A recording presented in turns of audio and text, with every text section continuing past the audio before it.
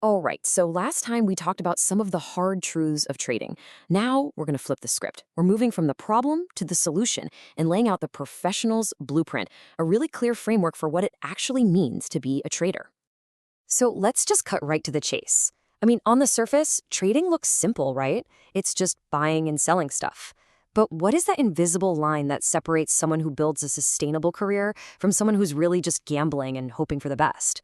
That's what this is all about. To get started, we've got to ditch all the vague, fuzzy ideas you see online. We need a formal, almost academic definition. This isn't about what you trade or what your charts look like. It's about a systematic, evidence-based approach. This is the bedrock of our entire blueprint.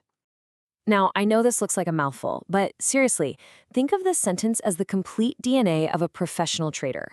Every single part of it matters. Words like risk-adjusted, statistically valid edge, consistency, these aren't just buzzwords. So let's pull this thing apart and see what each piece really means. So these are the four absolute pillars of that definition. See, it's not about hitting one massive home run. It's about being consistent month after month. It's about always managing your risk. And most importantly, it's about proving with data that you have an actual advantage and you're not just getting lucky. These are the non-negotiables. Okay, this right here, this is the fork in the road where pros and amateurs go in completely different directions. Amateurs chase returns, professionals, they obsess over risk-adjusted returns. I mean, making 100% return sounds incredible, right? But what if you had an 80% drawdown to get there? You almost blew up. Professionals use metrics like the Kalmar ratio to ask, for the amount of pain and risk I took, how much did I actually get in return? That is a professional mindset. But you know, a brilliant strategy on paper is totally useless if the person running it can't handle the pressure. And that brings us to the internal blueprint, the personal qualities you have to build within yourself to make any professional system actually work. And here they are, the four core attributes of a professional. Think of these as the internal software you need to run the external strategy we just defined. You need the analytical mind to build the system, the emotional control to handle the ups and downs, the discipline to actually follow your own rules, and humility to know when you need to adapt. Let's really zoom in on procedural discipline for a second, because this might be the single biggest separator between pros and everyone else. It's like a pilot's pre-flight checklist. They do it every single time, without fail, no matter how many thousands of hours they've flown.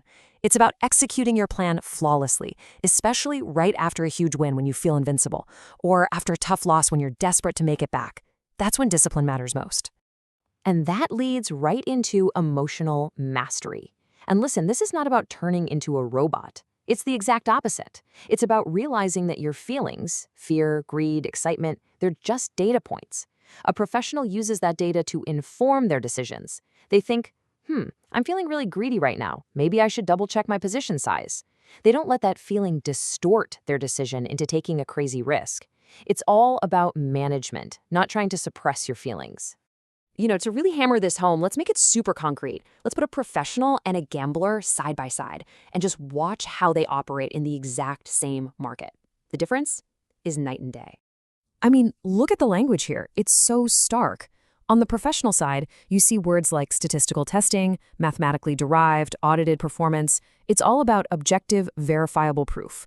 And on the gambler side, anecdotal wins, arbitrary sizing, unverified screenshots. It's all based on feelings, stories, and hype. One is running a business, the other is just buying a lottery ticket. So this all probably brings up a big question in your mind. If the markets are so competitive and full of smart people, where on earth does a professional edge even come from? Let's dig into the theory of why these opportunities exist in the first place. For a long time, the old school academic view was something called the efficient market hypothesis. And in its purest form, it basically said that all information is already baked into the price of an asset, so trying to find an edge is a total waste of time. If this were 100% true, professional trading, as we're defining it, would be impossible. But here's the thing. When researchers actually started digging through mountains of data, they found these weird, persistent cracks in a theory. They found things like the momentum effect, where things that are going up tend to keep going up for a while.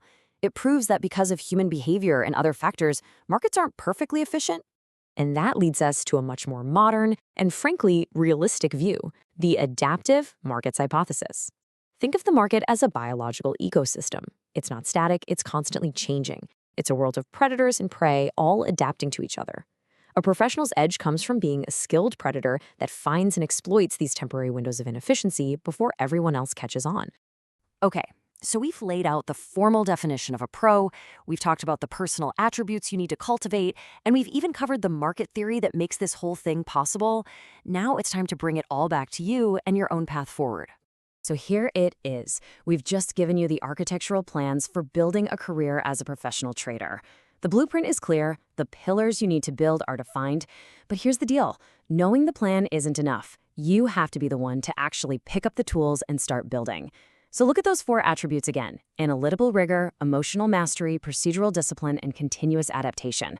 My question to you is, which one are you going to start working on today?